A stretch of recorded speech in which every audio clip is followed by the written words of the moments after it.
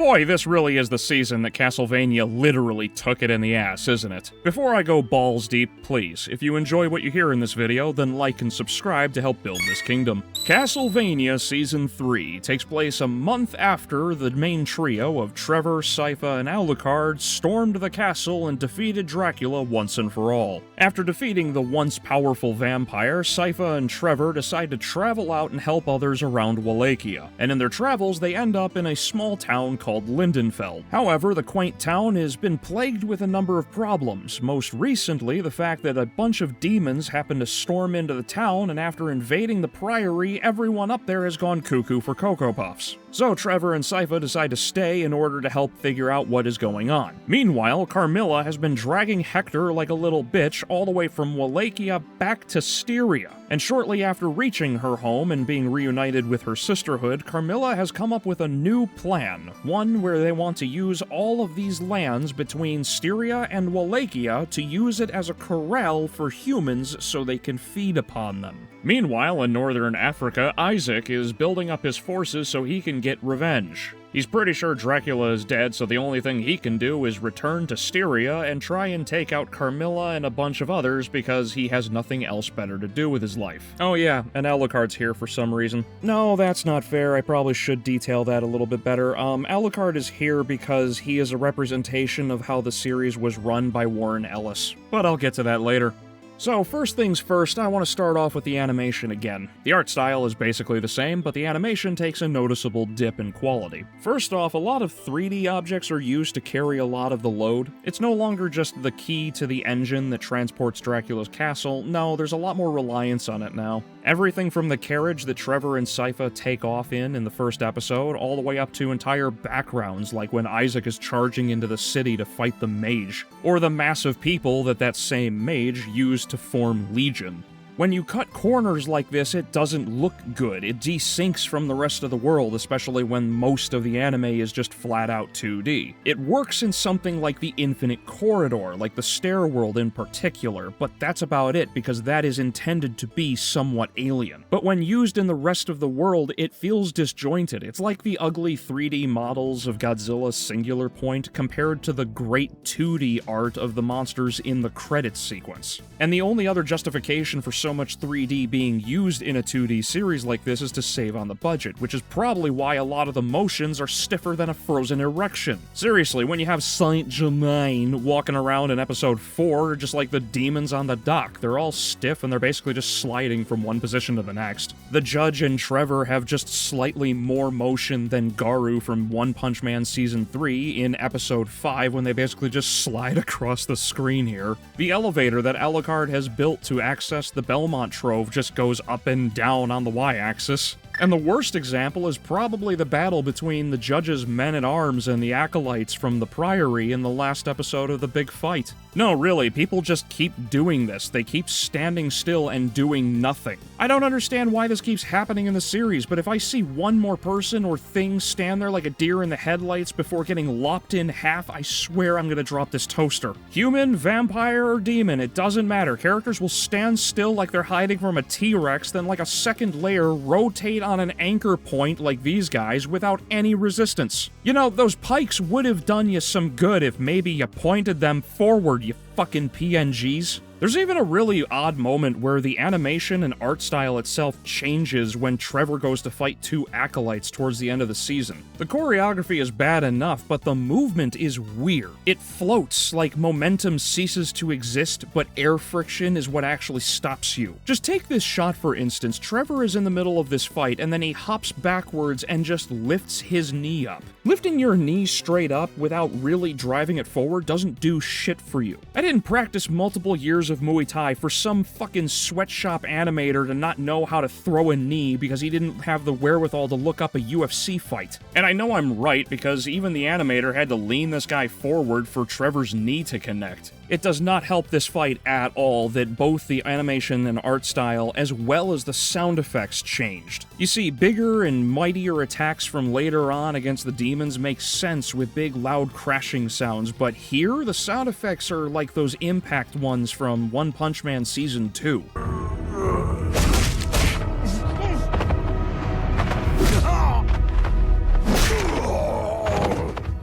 遊び人のくせにくだらねえ正義に目覚めたか。 Everything needs more treble. And I get why they did it too, because Trevor really only has a couple scenes to himself for him to really unload, but I'm getting ahead of myself. And let me be fair, I know I haven't really talked about the positives of things, but the animation, generally speaking, is fine otherwise. The most common practice in the animation is, hey, let's move as few things as possible and drag out all these PNGs to make it seem like there's something going on, but when they do actually have animation for fight scenes, it's not half bad. That is, when the animation doesn't drop to 5 frames per second. Yeah, I guess the dreaded filler word must be applied here in this anime context. Like, just take when Trevor's fighting these two fallen angels, the whip is literally 1 frame here, 1 frame there. These are the kinds of things that I have to do to keep up with stuff, because I'm just some fuckwit from the Midwest, not a full-on animation studio like this one. And those aren't the only things that are out of place. This season has more inconsistencies, some of which are outright glaring. And as some of these inconsistencies overlap with a lot of the logistical errors, I guess it's time to shift into that gear now. First off, things go missing scene to scene in some cases. For example, in episode 5, Trevor and the judge notice and discuss an alchemical symbol on the front gate of Lindenfeld. In this shot, the symbol is present. Notice the design of the wood post, too. But then you jump to the wide shot, and the symbol is missing because the entire post has physically changed. That's just one of many more examples. Take Trevor and Sypha when they're surrounded by demons in the final fight under the Priory. But just like they do in Nocturne, the close-ups are all focused on the characters, and they have these really ugly skyboxes in the background where everything disappears. And if it's not an ugly skybox and it's just a 3D background, it doesn't change the fact that entire things are missing. It's a lot of key dangling. Here, focus on the thing that's right in front of you and don't worry about all of the other things that we cut corners on because we don't actually care about what we're making. And how about a lot of the numerical changes, because apparently they couldn't figure out how to count. Let's take the Men-at-Arms as a really good example.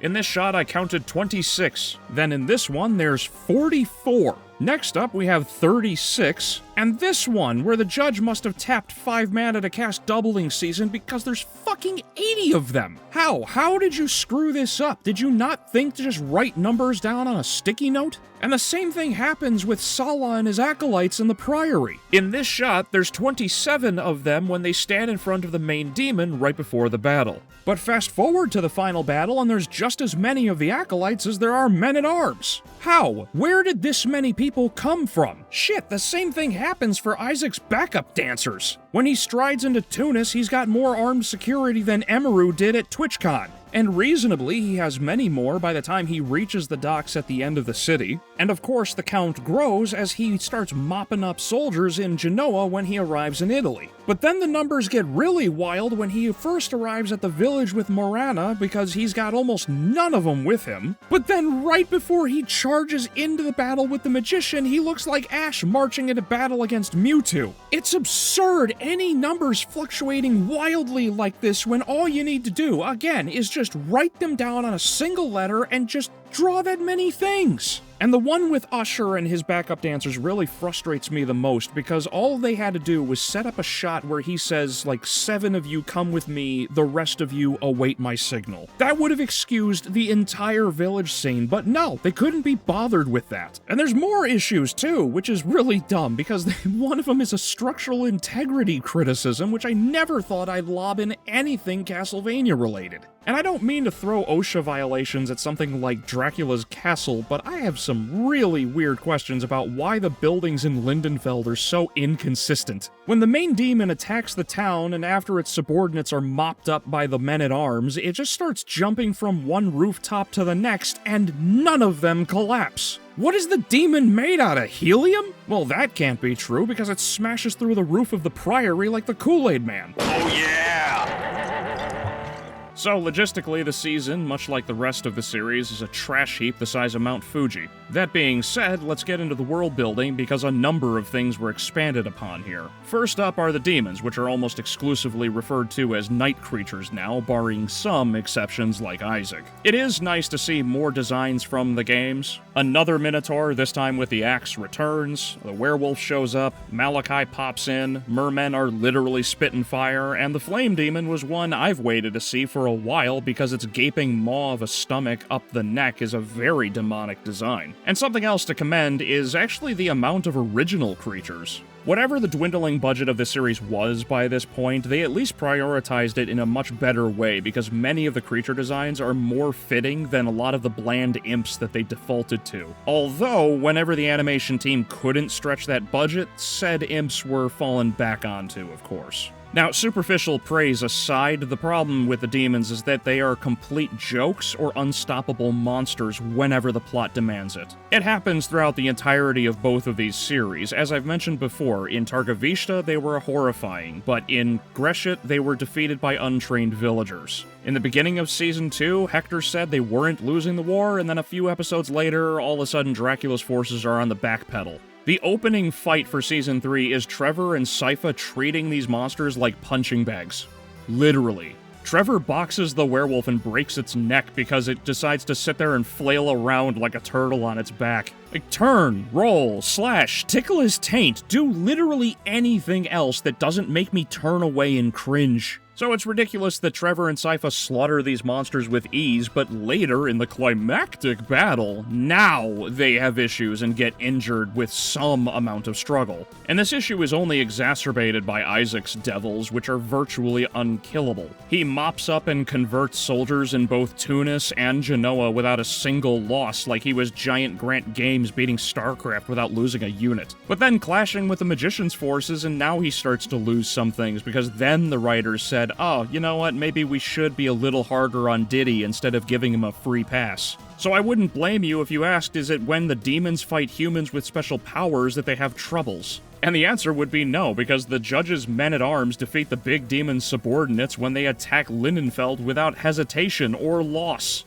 And not that I have an issue with making another StarCraft reference so quickly, but it's like watching your units stand there and not respond to the incoming tactical nuke. It's literally the same thing, just as I mentioned in the animation when everybody just stands there and takes a hit. And speaking of the main demon, let's get into the Devil Forge Mastery, because by this point more rules have been explained and things are definitely not any better. First off, let me lay out the ground rules for this practice in the series. Forge Mastery requires a human connection, which is from Season 2. Vampires cannot learn this magic, which conflicts with Rule 1. And night creatures follow and obey only their Forge Masters. The obvious issue of Rule 2 is that it conflicts both with the anime and the original series to a degree. Forge Masters never needed to be human. Hector and Isaac were bestowed Dracula's power because they were his most trusted men. If Carmilla or Erzabet were around, I'm sure they could have easily been granted the power of Dominus. And just to prove this point, we see a lesser form of the Dominus ability used by Shanoa in Order of Ecclesia when she's able to summon monsters. So it's an artificial rule applied to the story in order to keep Hector and Isaac relevant because they wouldn't have any real purpose in it otherwise. Carmilla could just learn how to do this herself and kill Hector. It's just a weaselly workaround for the absence of the deal between Chaos and Dracula. And it's even dumber when you think about it a little bit more, because vampires are allowed to love in this series. So why would they be given the ability to do the greatest thing God has bestowed upon us, but at the same time, that connection doesn't count as human enough for this rule? Now, as for the last rule, that's never quite defined either. We see Isaac's monsters follow his commands like John Connor and the Terminator, but the main demon, and presumably all others in the world, are still operating on some sort of preset goal or command. It's another problem that doesn't quite hold up to scrutiny in either context. Again, in the games, Dracula is gifted the power of Dominus, granting control of nearly everything not under the heavenly umbrella. So basically, God, the 9 choirs of angels, because yes, there's actually 9 types of angels, and the choirs are each of their breakdowns, and humans. Those are out of his control. So demons, fallen angels, the supposed deities, and just about everything else submits to Dracula. It takes beings of incredible power to not fall under his sway, like other vampires, such as Olrox from Symphony of the Night, or Bronner from Portrait of Ruin, both of whom sought to control the demon castle for themselves.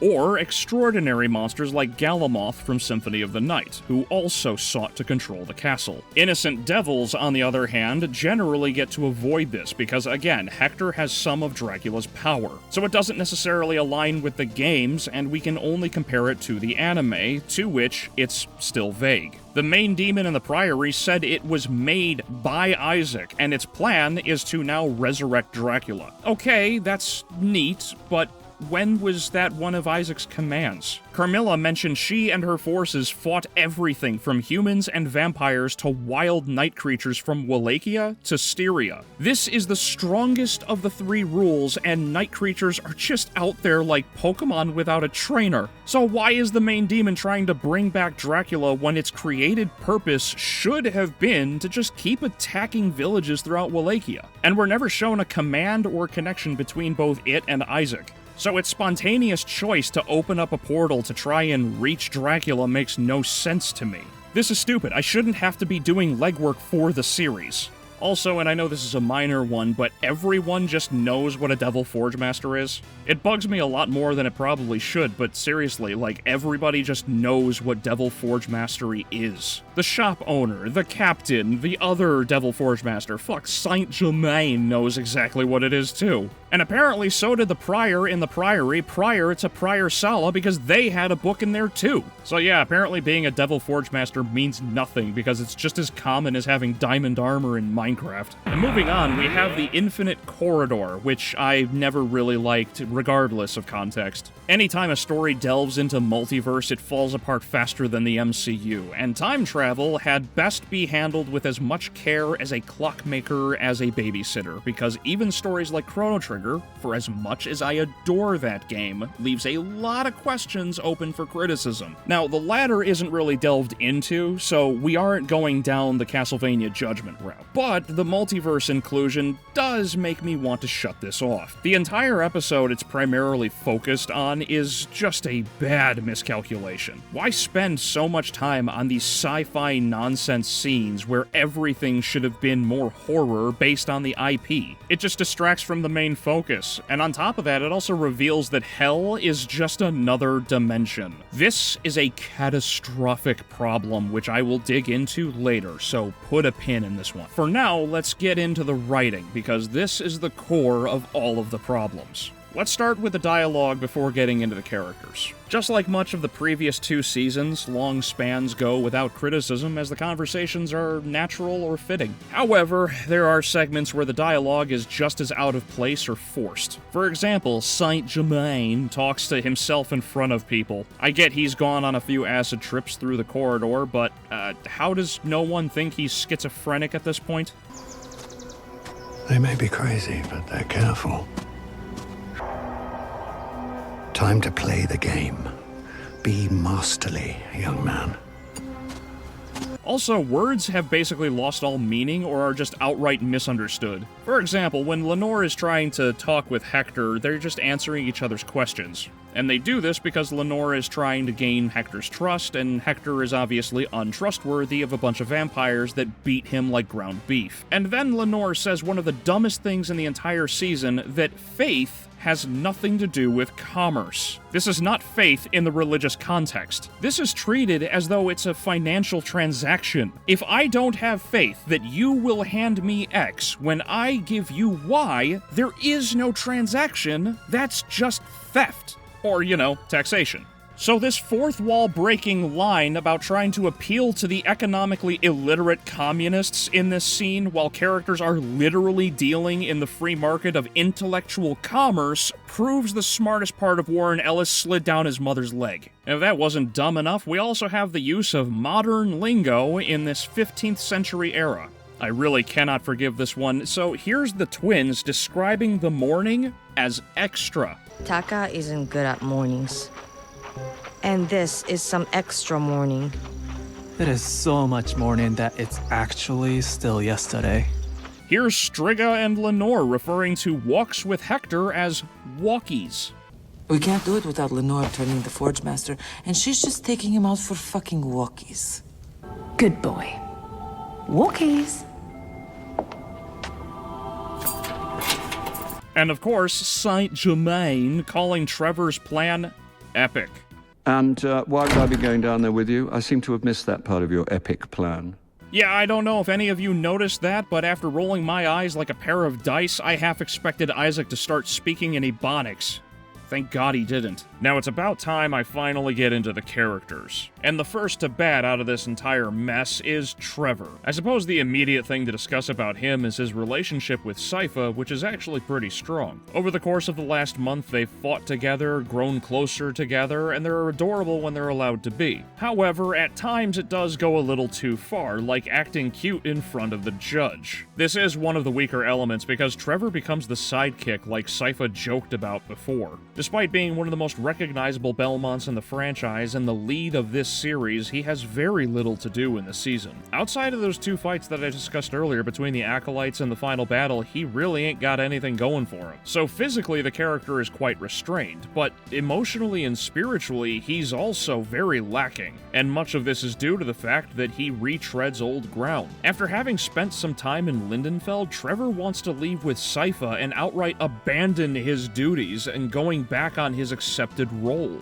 And the only reason he chooses to stay is because Sypha wants to help the town. Yeah, so much for accepting his role in Season 1, we're basically doing the same thing from Season 2, where he's not sure what to do again before he finally makes a decision. A decision which is basically made for him. And I think his biggest failure comes from the fact that he cannot emotionally or spiritually uplift Sypha at the end of this season. This shouldn't have been hard for him to do, but again, none of these characters really know scripture in this series, which is retarded, given how religious this area was at this time period. And it didn't take me long to find scripture that would have concluded this season on a much higher note. Just picture the scene. After Sypha has torched the judge's search history and they're on the carriage leaving Lindenfeld and she confides in him that she feels so depressed from what has happened, Trevor could easily have quoted some scripture from Philippians chapter 1 verses 21 through 26. For to me, life is Christ, and death is gain. If I go on living in the flesh, that means fruitful labor for me, and I do not know which I shall choose.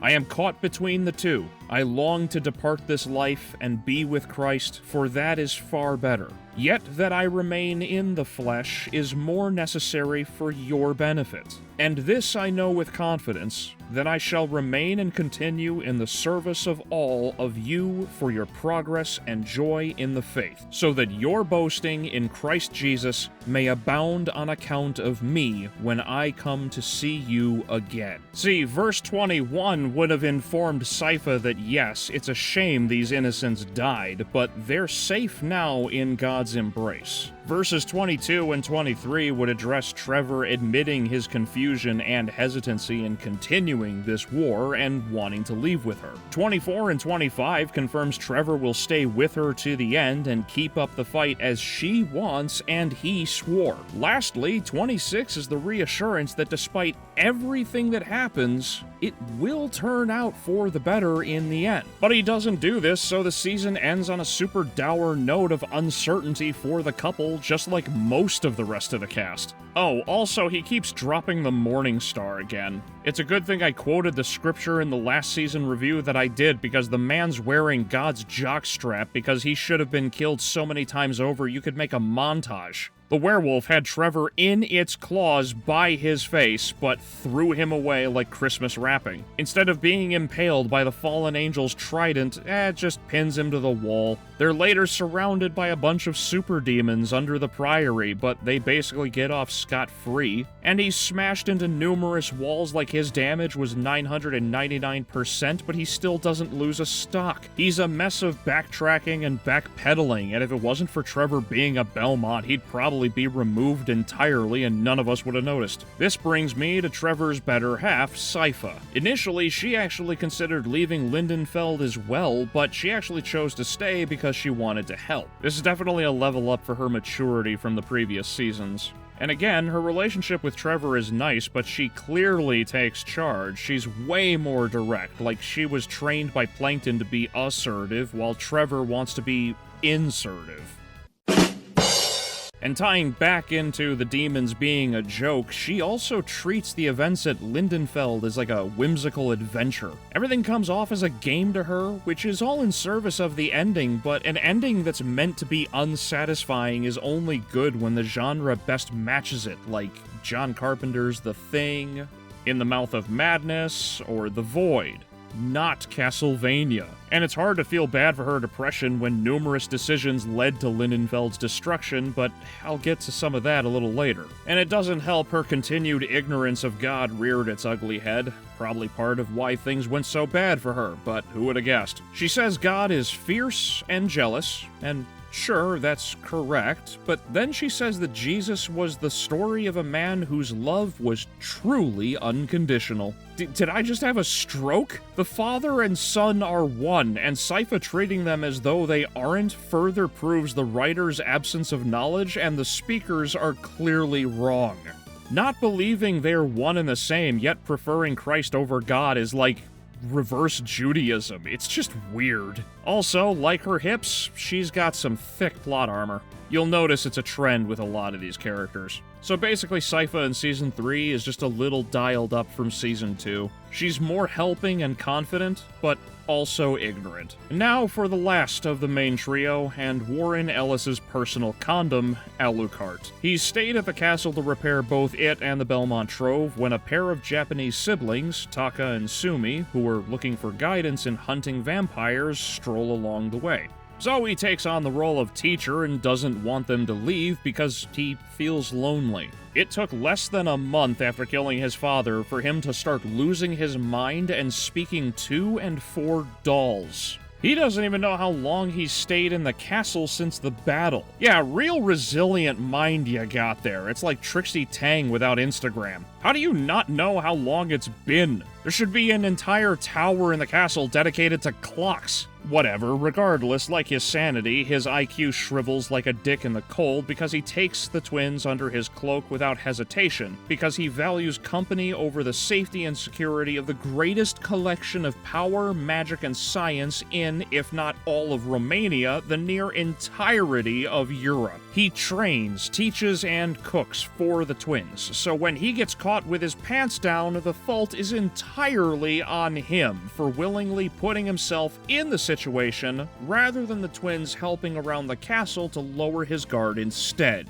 It's not Alucard being tricked into a trap. He steps into it on his own accord and then acts surprised when he gets fucked. So, I guess I can't keep the paintbrush from touching the canvas anymore, so let's take a deep breath and push in. The most infamous thing in all of Castlevania, Alucard getting sodomized. If there was ever a scene in film history that best expressed the political conquest and rape of a franchise, it's this one. This scene best encapsulates everything wrong with modern writing in Hollywood. Replace writers of merit with hacktivists, pick a long-standing franchise with a massive audience, murder the franchise, don its skin like Jeffrey Dahmer designed fashion for Gucci, record the rape of the corpse, plaster it all over the screens calling it art, then complain when people tell you your violation of something people actually love is vile,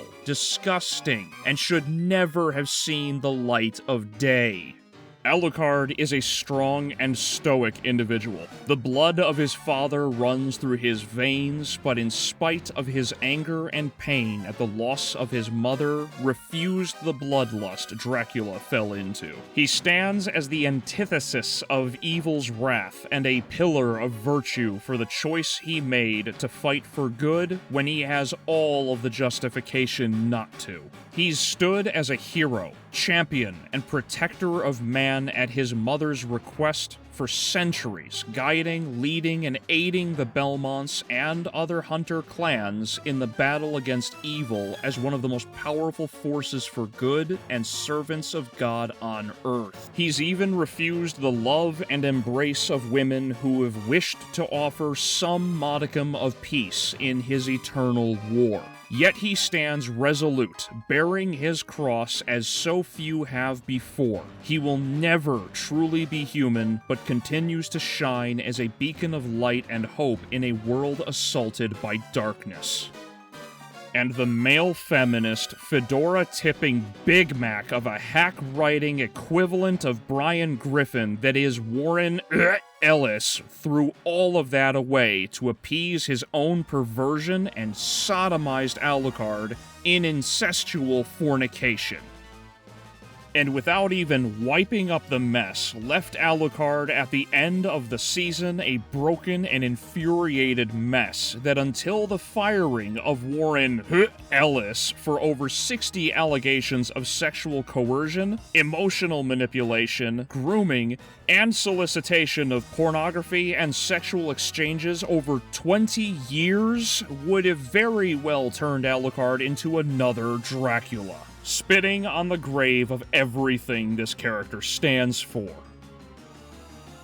Moving on, we have Saint Germain, a substantial change from his video game counterpart, and actually one of the better decisions of Season 3. For those unaware, Saint Germain is like Aeon from Castlevania Judgment. Not a higher being, but capable of manipulating time itself. Little is known about him or his goals, though it seems he wants to maintain the timeline, so I'd forgive you if you start having PTSD flashbacks of the Bronze Dragon fight from World of Warcraft. Thankfully, Germain is not as such in the anime, being heavily nerfed into just a well-known magician noble. He's in Lindenfeld because he seeks the Infinite Corridor to try and find his lost lover. So while he does help with the situation, his goals are almost entirely selfish, so not great. He also openly mocks the villagers around him, saying they all smell of piss, so he's not winning any favors. Germain also carries a stone around, given to him by his lost lover, that tracks the corridor.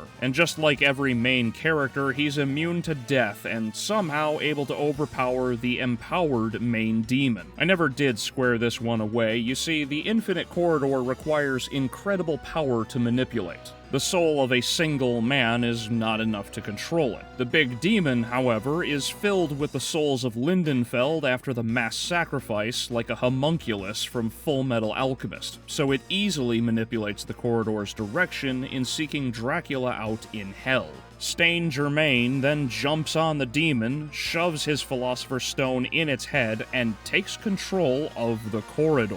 And that's where I don't quite understand the logic behind this action. As Germain explains, the monster is so powerful it can control the corridor and guide it to wherever it wants to go. But Germain, who is only one man, one soul, can somehow now guide and control the monster itself, and thus the corridor, but that doesn't make any sense to me, but again, this is writing that's so bad that it should be convicted of war crimes. So Germain is just okay, albeit a little on the weaker side as a character. Moving on, we have Hector, and he still continues to whine and complain like an entitled college student. He's been dragged all the way to Styria by Carmilla because she wants him to create an army. And that's where Lenore is introduced to try and coerce Hector. And she's successful in this endeavor because his IQ also tanks again. First off, attacking Lenore was fucking stupid. He's in a weakened state with no armor and no weapon. And no matter how many times you say fuck while threatening to rip out her throat, you're never gonna sound any cooler than a bunch of cringe teenagers that work at Hot Topic. And then she beats the brakes off him, which is even more hilarious when he decides to start falling for her.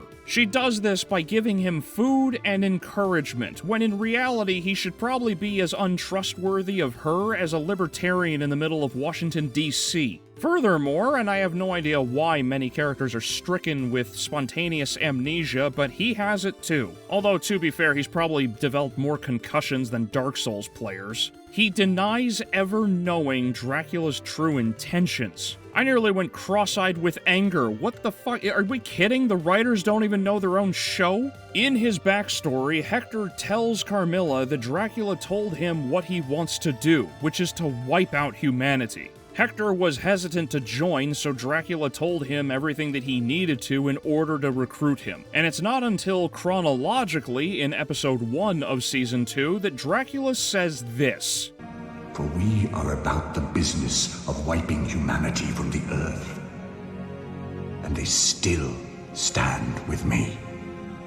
But then again, I shouldn't be surprised because this moron is somehow amazed that vampires have philosophy. Yeah, outside of them being vampires, they're still basically humans, you idiot. They have higher thought, but again, I'm beside myself. This fucking retard thought that they were pure like animals. Like, I cannot wrap my head around these characters. So yeah, when Hector ends up as a bitch on a leash, it's entirely his fault because he has just become an even worse character than he already was. Moving on, we come to Isaac, who is the nepo baby of this series because just like Hassan Piker, he's never had to struggle for anything. The dude mows down obstacles with ease, just like pressing the button of a shock collar. And touching back on the previous point of what Forge Masters can do, the motherfucker can just spawn a giant monster whenever he wants. Man, real convenient that wasn't used up until this point. Whatever, his character and purpose in the show is revealed in episode 1 of this season, and it's just fucking stupid.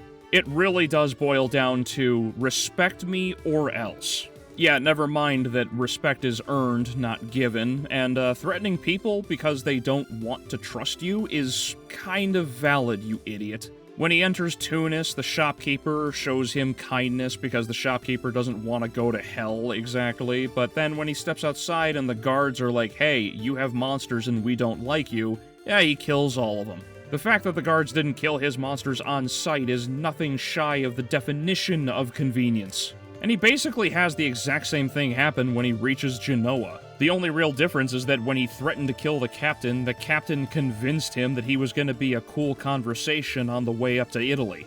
But the second they get off the boat, same thing. He was shown kindness, so he wants to pretend that people are going to be kind, but when the guards in Genoa say, nah, get the fuck out, he kills all of them too. It's just like Lenore and Hector. He's an amnesiac who doesn't seem to remember anything that happened an episode or 2 prior. And he claims that he was attacked because people are filled with fear and hatred. You gelatinous nutsack, are you fucking kidding? You're walking around with a posse of demons. Why the fuck would anybody think that you have good intentions? Again, it's respect me or else. Let me do whatever I want or else. It's the same kind of bullshit arguments as the freaks who pretend to be women and use their bathrooms and then end up assaulting girls and women in their fucking private spaces. That's because his entire point and purpose in this series at this point is that he is a thinly veiled allegory for you hate me because I'm black. He is a stand-in for the writers, which ironically tells us exactly what they think of all of their allies that he keeps having join them. He's an allegory for hatred and bigotry against minorities, so diversity points there. And he's a wolf in sheep's clothing because he's confirmed to be a Sufi Muslim, and oh boy, let's get into this one. So because he confirms that he is a Sufi Muslim, that actually answers why he whips himself. It's actually a common practice among the Sufis, so I learned something there. But the funniest part about all of this is that the quote on the boat from the false prophet Muhammad is completely fake. Says that one day hell will be emptied and its doors will rattle in the wind. I scoured the Quran, I couldn't find anything even close to what was said here, and one random link took me to the Kanz al-Umal, and that was actually the closest, but still not quite accurate. And ironically, that's actually Sunni Muslim, but still nothing there. Then I went to double check the Bible, and Revelation chapter 20 verse 12, and Isaiah chapter 26 verse 19 showed up, but neither of these fit either. So after sitting there and trying to contemplate where the hell they could have gotten this line, I read it again and again and again, and it finally struck me. I think they ripped off George A. Romero's Dawn of the Dead. When there is no more room in hell, the dead will walk the earth. Yeah, sounds pretty fucking close, doesn't it? So in their attempt to woke-wash Castlevania with a gay black Sufi Muslim, they couldn't find anything in the Quran, so they ripped off a George A. Romero zombie movie. Fucking golf clap, leftists. So regardless of what context you look at, whether it's in the anime itself or from the outside in from the writer's room, Isaac is definitively the single worst character in the entire season, bar none. If anyone had any reservations about him prior or thought maybe this was the best arc in the season, no, throw all of that out the fucking window, none of it works here. He's a mass-murdering psychopath that wipes out entire cities so that he can bolster his numbers to achieve his own personal revenge for Dracula. And he's used as both a shield and cudgel to beat anybody into submission who would disagree with both he and vicariously the writers over at Netflix. Now that I'm finally past all of them, we finally get around to who Warren Ellis actually thought was going to be the next big villain of the series. The View. There's not really a whole lot to say about them. 3 of the 4 are basically useless. Regardless, I'll go over Camilla first, and she is obviously both the leader and main planner of the quartet. After putting up with Hector by dragging him across 3 different countries, she has a plan that she wants to corral everybody from Wallachia to Styria in a giant pen so that her and her sisters can feed on them forever. And just like I pointed out in the previous season, yeah, Laura is absent because, again, these people are not actually fans of Castlevania at all. She doesn't really do anything else except complain about Hector, so let's just move on to Lenore. Lenore is the diplomat, and one of her strategies is beating the shit out of Hector, because apparently that's a good idea. I know it was to defend herself, but seriously, I don't know how she so casually thought, yeah, I'll just mend this bridge. The series never treats that as a major problem, and instead they probably should have just had her remove his hand calmly to show, hey, you have no power here, I'm trying to help you. But I know brain power is hard to come by nowadays. So too is long-term memory, apparently, because she also forgets a bunch of things that were said an episode or 2 prior. She tries to convince Hector at one point that no one here wants to hurt you. Are we fucking kidding? You told him Striga wants to kill him, Marana wants to torture him, and Carmilla is totally fine with him being killed too. So take all of this and combine it with the previous comments about faith in commerce and a bunch of other shit, and it's just, she's also stupid. The only real reason anybody remembers her is because she was in a sex scene with Hector, which also, I can't believe he fell for that one too. And the last of the bordello of blood is the carpet and the drapes. Morana and Striga. Striga is the warrior, Marana is the organizer, and with how big Striga's hair is, she would totally fit well into Yu-Gi-Oh! She'd fit pretty well considering that really stupid line of hers of like, where are your horses? Oh gee, I don't fucking know. Did you ever think that maybe not having her full army when Carmilla arrived back at the base that maybe shit got fucked? Like, they don't really have anything else to do outside of these little things, so yeah, neither of them are really remarkable, and Striga's just an idiot. So, next up, let's travel all the way back to Wallachia and talk about the judge, who is a complete moron. This is indefensible. He's literally the reason why Lindenfeld's destruction is guaranteed, okay? During the night, the monsters arrived in his town and started killing people, and he wiped out the smaller ones. His men-at-arms were ordered by him not to enter the Priory. And the whole "it's explained in the show" doesn't work here. Contextually, he should never have stopped his men. The dude kills kids for running in the streets. Why would a literal demon be afforded any mercy? So I don't care about any of this bullshit about, oh, I respect the Priory and I don't go in there. And then later he's told that the Priory stinks of magic because they're doing something inside and he's surprised by this. Like, oh yeah, gee, I fucking wonder why. And almost all of this fails to serve the real main purpose of this character, which is to be this big surprise for the writers when it's revealed that he's actually a serial killer. Yeah, I bet they felt proud for this one, but it doesn't make a lick of sense. How does the repeated disappearance of villagers not trigger an internal investigation by the villagers? There are dozens of shoes in his private collection. How has no one noticed? Oh man, little Timmy's missing. There is more effort to find the butcher in Skyrim than this town. He's original to the anime and was crafted to be one of the centerpieces of this season, but in reality, he's just a frozen ice sculpture of piss. Now, most of these remaining characters are pretty simple, so I'm gonna kinda rapid-fire the rest of them, with the exception of the last 2. First, we have Prior Sella, who's now a cultist for Dracula after being disillusioned with the church after he learned that it was the church, and not the Bishop of Greshit, who was behind Dracula's rage. He gathers followers from outside Lindenfeld, and yeah, he's a complete moron too. He tells Saint Germain to stay out of the basement of the Priory when he comes over to read books, but, you know, he comes down there to look out the basement anyway, and he just brushes off Saint Germain's lies about wanting to find a place to piss. Yeah, sure, not like you have a demon down there that you're trying to hide from the entire town. And it's stupid because the exact same thing fucking happens in reverse with Germain running out of the church in a dead sprint. Salah bumps into Germain and he gets the same sort of excuse that he's gotta leave because, oh, the place is cursed, and Germain just leaves. And he's hardly what you would call a real cultist in the first place, because when the infinite corridor is opened by the visitor, the demon in the basement, he runs away. Yeah, so much for his faith in Dracula. And on his way out after the conclusion of the big battle, this fucking idiot believes the judge when the judge says, yeah, run over here towards my apple tree. Wink. There's nothing that'll kill you. Wink.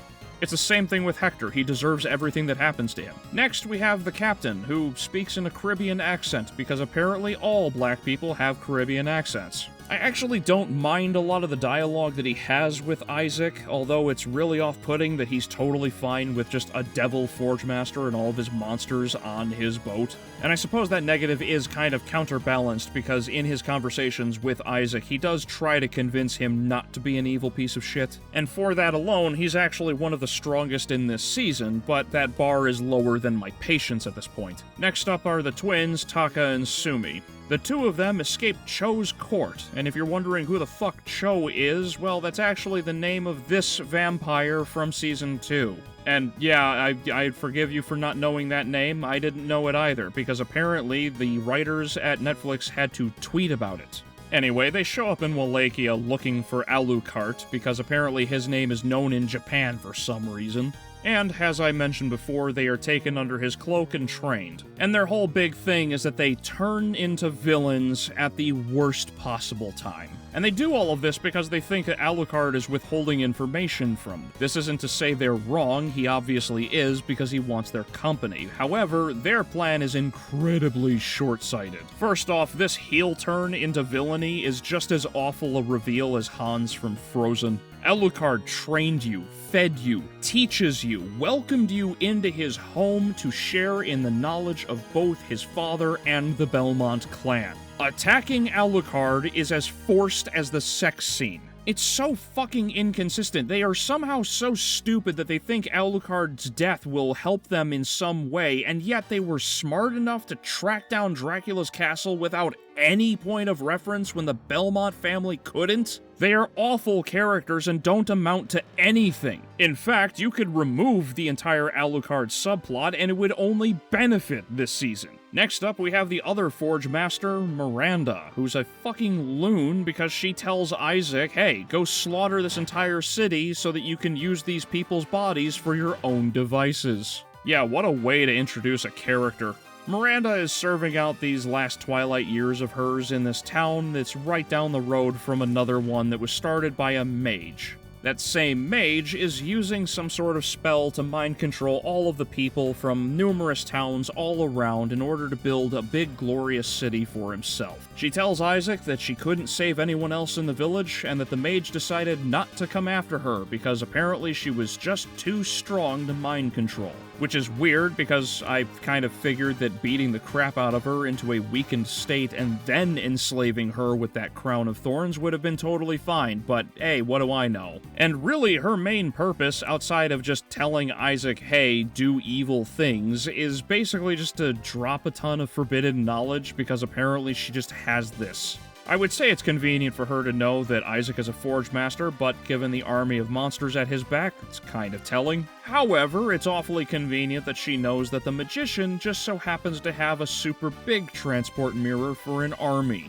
In the same way, she magically knows that he is trying to hunt a bunch of vampires in Styria. I don't even know what the point and purpose of having that information even is. It shouldn't even have any bearing on Isaac, because we know what he's wanting to do, he knows what he wants to do, but how the hell does she know that what he wants to do? Whatever, the last of these side characters to get into is actually the demon Fly's Eyes. This also pissed me off, because he claims to have been a philosopher in Athens, Greece. and he was killed by Christians for questioning God. So, yeah, I can smell a blatant revisionist lie from a mile away. This didn't take long to research. The Athens-Greece claim is what really threw me off, because there's really only two people that are predominant philosophers from the past that are in any way relevant to what he's talking about. The first is Socrates, and if you know anything about history, you know that Socrates predates Christ by 400 years.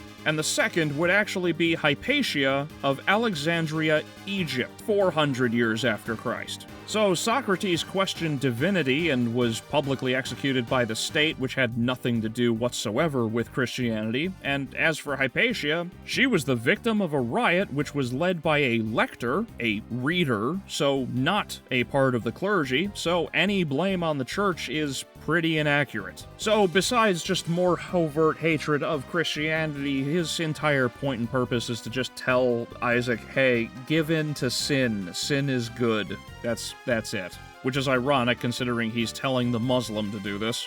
But now with all of that out of the way, we finally get to the catastrophic problem of Dracula and Lisa. The two of them in hell shatters the foundation of Castlevania. First off, Lisa in hell is on the anime, not the games. In the games, Lisa believed in God, so when she was executed falsely, she didn't end up in the oven. This is just one additional reason for Dracula's hatred, because he cannot reunite with her. This also asserts that the Church has the authority to send people to hell, which it cannot. And this is also hinted at because Fly's Eyes was also killed by Christians in this series, so again, it's pretty on the nose. That actually brings up a very serious problem because apparently in the series, Devil Forge Masters can use humans in hell to fill out demon bodies. And it creates an inconsistency with Nocturne, but we'll get to that later. So, ignoring both the real-world and game contexts, it's still stupid in the anime because of how it affects Dracula himself. If he's with Lisa in hell, he has no reason to return. If Lisa were to be brought back, but he isn't, then he'll just fight his way out to reach her. If he's revived, but Lisa isn't, he'll just kill himself to be with her.